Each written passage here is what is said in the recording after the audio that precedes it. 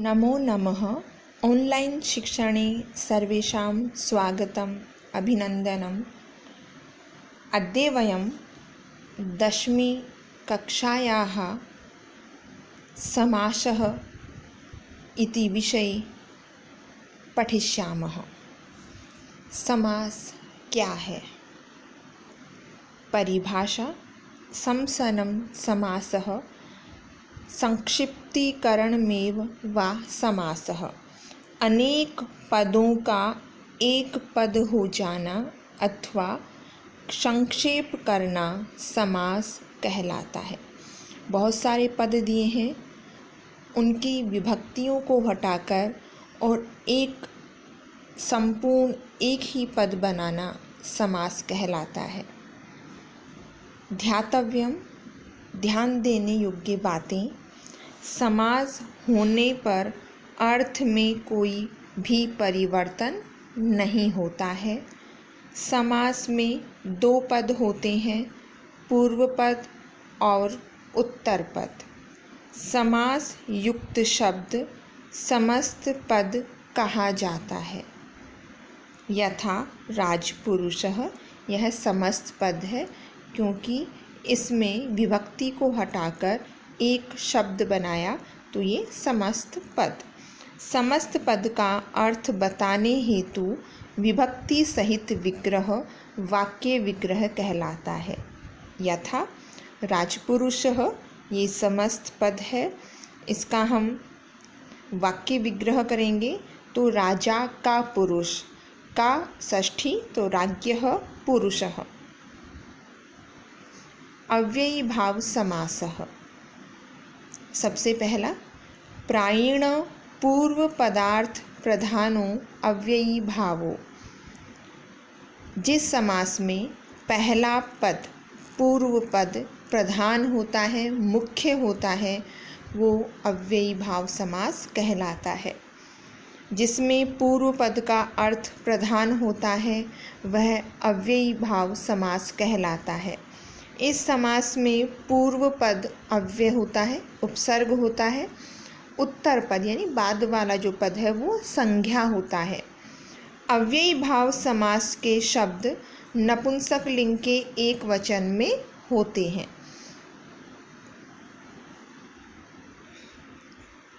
आपके जो कोर्स में 10वीं के कोर्स में ये 6 शब्द दिए हैं। अनु का अर्थ होगा पश्चात और योग्यम, विभक्ति होगी षष्ठी। उप का अर्थ होगा समीपम, विभक्ति होगी षष्ठी। सह, सहितम या सह भी मिलता है। तृतीया विभक्ति निर, अभावः। षष्ठी विभक्ति प्रति, प्रति का इति विशब्द 2 बार होगा। और द्वितीया विभक्ति होगी यथा का अनतिक्रम्य द्वितीया विभक्ति। मुख्य रूप से हमें क्या समझना है, जब शब्द दिया हुआ होगा जैसे अनुगंगम, तो जो बाद वाला पद है गंगम, ये पहले आ जाएगा और इस बाद वाले जो शब्द हैं इनमें षष्ठी विभक्ति लगेगी बाद वाले में। और जो आगे जो उपसर्ग हैं, जो अव्यय शब्द हैं अनु, इनके स्थान पर जो इनके ये अर्थ होते हैं पश्चात योग्यम, ये बाद में लिखे जाएंगे। तो अनुगंगम, तो गंगम में षष्ठी, गंगा एक है इसलिए गंगायाः, और अनु का हो जाएगा पश्चात, गंगा के पीछे। अब इसमें गंगा शब्द था, आ था, तो हमें इसको नपुंसक लिंग करना है तो आ की जगह हमें म करना है, अनुगंगम, ये ध्यान रखना है। ऐसे ही अनु विष्णु, इसमें विसर्ग होता तो विसर्ग को हटा दिया तो इसको भी नपुंसक लिंग बनाया तो विष्णु की षष्ठी विभक्ति होगी विष्णोः, विष्णु भी एक है। और अनु मतलब पश्चात, बाद में आ जाएगा, विष्णोः पश्चात। अनुरथम, रथ में षष्ठी तो रथस्य पश्चात। अनुरूपम, अब रूप के पीछे नहीं होगा, रूप के योग्य होता है तो रूपस्य षष्ठी विभक्ति योग्यम। अनुगुणम, अब यहाँ पे गुणों के योग्य, तो गुणों के, यहाँ बहुवचन होगा तो षष्ठी बहुवचन गुणानाम और अनु के स्थान पर योग्यम। अनुमृगम, तो मृगस्य षष्ठी, मृग के पीछे मृगस्य और अनु के स्थान पर पश्चात। तो हमें इसमें मुख्य रूप से क्या ध्यान देना है कि जो मुख्य शब्द जैसे अनुगंगम, तो बाद वाला जो उत्तर पद है संज्ञा, उसमें हमें षष्ठी विभक्ति लगानी है। और जब हम विग्रह करेंगे, वाक्य विग्रह, तो ये जो बाद वाला शब्द षष्ठी जिसमें हम विभक्ति लगाएंगे वो पहले आ जाएगा, और जो पहले जो अव्यय पद है, उपसर्ग है, उसको उसका जो अर्थ होगा उसके रूप में हमें बाद में लिखना है। दूसरा है उप समीपम अर्थ है और षष्ठी विभक्ति। इसमें भी हमें पूर्व की तरह ही उपगंगम, बाद वाले शब्द में हमें विभक्ति लगानी है और पहले लिखना है, तो षष्ठी है। गंगायाः और उप का अर्थ है समीपम, तो समीपम लिखेंगे। तो विग्रह करेंगे तो विग्रह में हमें बाद वाले शब्द में विभक्ति लगानी है षष्ठी, और जो उपसर्ग है उप, उसकी जगह उसका अर्थ समीपम लिखना है। उपनदी, अब नदी में बड़ी ई होती है स्त्रीलिंग में, लेकिन हमें इसे नपुंसक लिंग करना है, इसलिए छोटी ई में जो भी बड़ी ई वाला शब्द होगा उसको छोटी ई में बदल देना है, तो वो नपुंसक लिंग हो जाएगा। उपनदी, तो नदी के पास, तो नदी का षष्ठी नद्याः और उप का समीपम। उपकृष्णम, कृष्णस्य समीपम। एग्जाम में आप लोगों के कैसे आएगा, ऐसे दे सकते हैं कृष्णस्य समीपम, तो आपको क्या करना है, कृष्ण की विभक्ति लगानी है और म लगाना है कृष्णम, और उप की समीपम की जगह उप लिखना है, तो उपकृष्णम। उपयमुनम, यमुनायाः समीपम। हमने बताया आपको पहले, आ को हमें क्या करना है म, तो उपयमुनम यमुनायाः समीपम। उपवनम, वनस्य समीपम। उपराजम, राजा शब्द का होगा षष्ठी में राज्ञः समीपम। उपनीडम, नीडस्य समीपम। उपगृहम, गृहस्य समीपम। तो आपके परीक्षा में दो तरह से ही प्रश्न होगा, या तो आपको समस्त पद दिया होगा तो आपको वाक्य विग्रह करना है, वाक्य विग्रह दिया है तो आपको समस्त पद लिखना है। सह सहितम अथवा सह तृतीया विभक्ति, तो इसमें आपको स नजर आएगा, साश्चर्यम, तो बाद वाले शब्द में हमें विभक्ति लगानी है तृतीया, आश्चर्येण और स को सहितम। सचित्रम, चित्रेण सहितम, तृतीया विभक्ति। साग्रहम, आग्रहेण सहितम। ससम्मानम, सम्मानेन सहितम। सस्नेहम, स्नेहेन सह, सहितम भी लगा सकते हैं, सह, दोनों राइट हैं इसमें। निर का अर्थ होता है अभावः, हमें षष्ठी विभक्ति लगानी है। निर्जनम, तो जन में लगानी है, तो एक जन का अभाव नहीं होगा, लोगों का अभाव, तो षष्ठी बहुवचन जनानाम, निर की जगह हो जाएगा अभावः।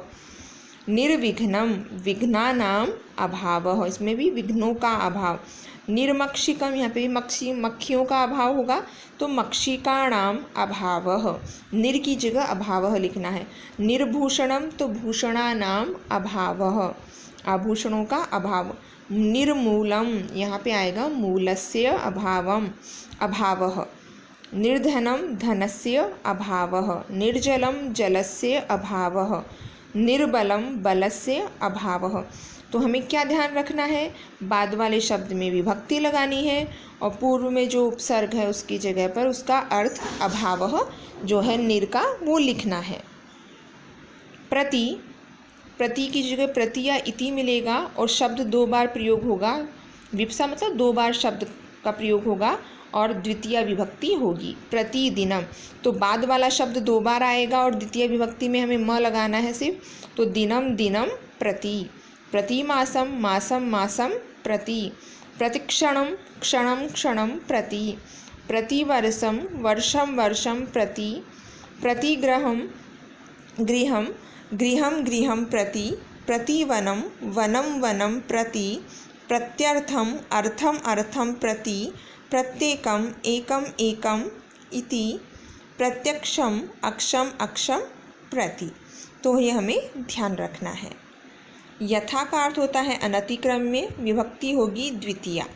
यथा कालम, तो काल में द्वितीया कालम, और यथा का अर्थ अनतिक्रम्य। यथा शक्ति, अब शक्ति में विसर्ग आता लेकिन नपुंसक लिंग किया इसलिए विसर्ग हटा दिया। शक्तिम अनतिक्रम्य। ऐसे ही यथामति, इसमें भी विसर्ग हटाया है तो मतिम अनतिक्रम्य, यथा बलम बलम अनतिक्रम्य, यथा नियमम नियमम अनतिक्रम्य, यथा विधि, इसमें भी विधि में विसर्ग आता लेकिन नपुंसक लिंग किया इसलिए विसर्ग को हटाना है। तो विधिम अनतिक्रम्य, यथेच्छम इच्छाम अनतिक्रम्य, यथा रीति, अब रीति में भी विसर्ग आना चाहिए लेकिन नपुंसक लिंग किया इसलिए विसर्ग हट गया। रीतिम अनतिक्रम्य, यथा रूपम रूपम अनतिक्रम्य, यथा देवम देवम अनतिक्रम्य। तो हमें मुख्य रूप से क्या ध्यान रखना है कि छोटी ई में जो शब्द होगा उसके आगे विसर्ग होता है, तो नपुंसक लिंग करने के लिए हमें विसर्ग हटाना है। जैसे इसमें दिया यथा शक्ति यथा मति, इसमें विसर्ग हटाया, यथा विधि विसर्ग हटाया, यथा रीति विसर्ग हटाया। तो आपको भी विसर्ग हटाना है जब हमें समस्त पद लिखना है। और यदि दीर्घ ई दिया है जैसे नदी उपनदी, तो हम नपुंसक लिंग में करेंगे तो आपको समस्त पद लिखना है, तो आपको छोटी ई करनी है। आ वाला शब्द है यमुना गंगा, तो वहाँ पे आ की जगह भी आपको म लिखना है। बाकी अकारांत शब्द जो भी हैं उनमें तो आपको म ही लगाना है।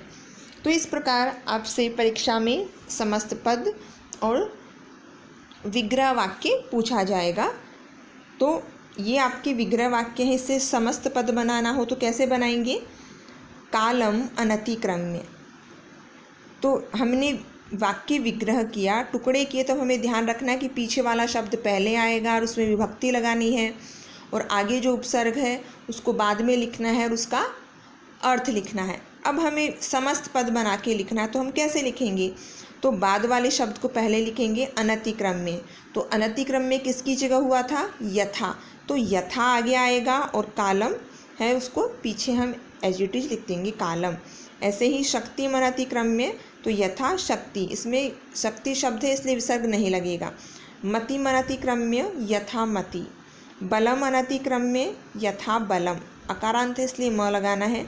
नियमम अनतिक्रम्य यथा नियमम, विधिम अनतिक्रम्य यथा विधि, यहाँ विसर्ग हट जाएगा। इच्छाम अनतिक्रम्य यथेच्छम क्यों बना? आ और ई मिलकर गुण संधि यथेच्छम, इसमें इच्छा शब्द है तो आ को म कर देंगे।